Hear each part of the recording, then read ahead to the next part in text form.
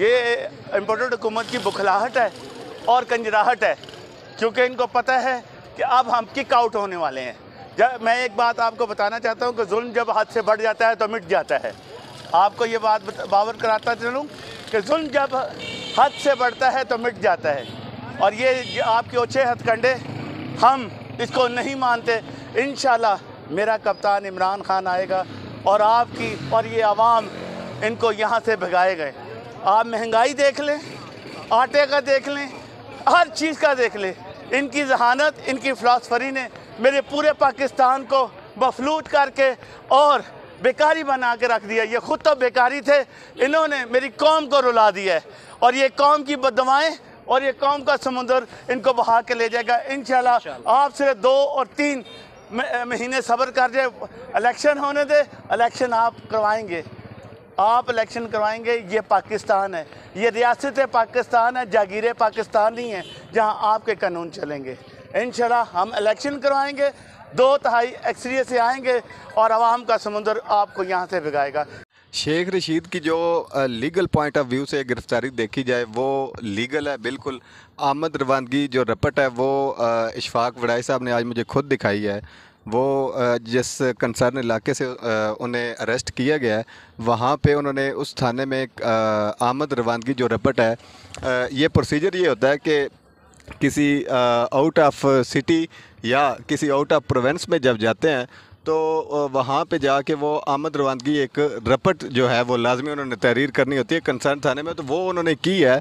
तो इसमें कोई इलीगैलिटी नहीं है। अगर उन्होंने इदारों के ख़िलाफ़ बोला है तो तफ्तीश हो जाएगी। अगर वो गिल्टी हैं तो मैं तो कहता हूँ कि ये काम रुकना चाहिए। इदारे हमारे लिए रिस्पेक्टेबल हैं, और जो इस तरह के जो लोग हैं अगर वो बोलते हैं, अगर ये प्रूव हो जाता है, ऑनरेबल कोर्ट्स अवेलेबल हैं, हाई कोर्ट अवेलेबल है, सुप्रीम कोर्ट अवेलेबल है, अगर वो इस तरह के कोई बोलते हैं किसी इदारे के ख़िलाफ़ तो मैं तो कहता हूँ उन्हें सज़ा मिलनी चाहिए। अगर वो नहीं बोलते तो किसी को बेगुनाह भी जो है वो अंदर नहीं रखना चाहिए। शेख रशीद साहब को जैसे उन्होंने गिरफ़्तार किया, हाई कोर्ट से 6 तारीख मिली हुई थी, आईजी साहब ने वहाँ पहुँचना था।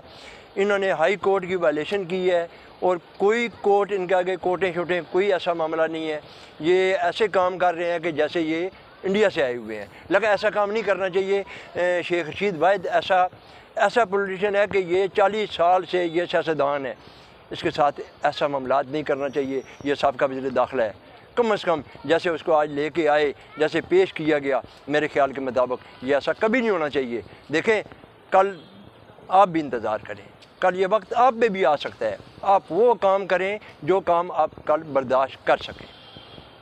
देखिए जी, आप कैसे देखते हैं, एक तो पहले फवाद चौधरी साहब को गिरफ़्तार किया गया, आज जब कल फवाद चौधरी को रिलीज़ किया गया, आज अपना जो शेख रशीद साहब है आज उनको गिरफ़्तार कर दिया। फवाद चौधरी साहब की देखें जी, इनको कुछ नहीं मिलना।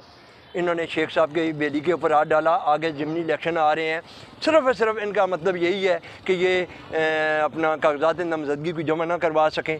कोई ऐसी बात नहीं है, हम शेख रशीद साहब घबराने वाले नहीं हैं और ना ही कोई ऐसा मामला है। लेकिन फिर मैं कहता हूँ इनको ये वाले कदम कभी नहीं उठाने चाहिए, क्योंकि कल इन पे भी ये वक्त आ सकता है। अस्सलाम वालेकुम नाज़रीन, इस वक्त मौजूद हैं इस्लामाबाद की एफएड कचहरी में। आपको बताएं कि इस वक्त सुबह यहाँ पर इस्लामाबाद एफएड कचहरी के अंदर साबिक़ वफाकी वज़ीर रशीद अहमद को एफएड कचहरी के अंदर लाया गया था। रात को उन्हें इस्लामाबाद बैरिया टाउन के इलाका से गिरफ़्तार किया गया। उनकी जो रिहाइश गाह है वहाँ से उन्हें रात को अरेस्ट किया गया था। और आज जो साबिक़ वफाकी वज़ीर हैं जो शेख रशीद साहब हैं, उन्हें आज इस्लामाबाद की एफएड कचहरी के अंदर कमरा अदालत में पेश किया गया। 2 रोज़ा जिस्मानी रिमांड के ऊपर उन्हें आज जो है वो इस्लामाबाद पुलिस के हवाले कर दिया गया है। अदालत की जानिब से साबिक़ वफाकी वज़ीर शेख रशीद अहमद का 2 रोज़ा जिस्मानी रिमांड जो है वो मंजूर कर लिया गया है। 2 रोज़ा जिस्मानी रिमांड मंजूर करने के बाद उन्हें जो है जिस्मानी रिमांड पर हवाला पुलिस कर दिया गया है। और यहाँ पर आप मेरी बैक साइड पे यहाँ पर कुछ देर पहले जब शेख रशीद अहमद यहाँ पर मौजूद थे तो आवाम की एक बहुत बड़ी तादाद थी जो कि इस्लामाबाद की एफएड कचहरी के अंदर इस पार्किंग में मौजूद थी। ये आप मेरी बैक साइड पे देख सकते हैं, ये इस्लामाबाद का इस्लामाबाद एफिड कचहरी का बख्शी खाना है, जहाँ पर जितने भी जो कैदी हजरात होते हैं जिनको अदालत में पेश करना होता है उन्हें यहाँ पर लाया जाता है, बख्शी खाना के अंदर रखा जाता है। उसके बाद उन्हें जो उनकी कोर्ट्स होती है वहाँ पर पेश किया जाता है।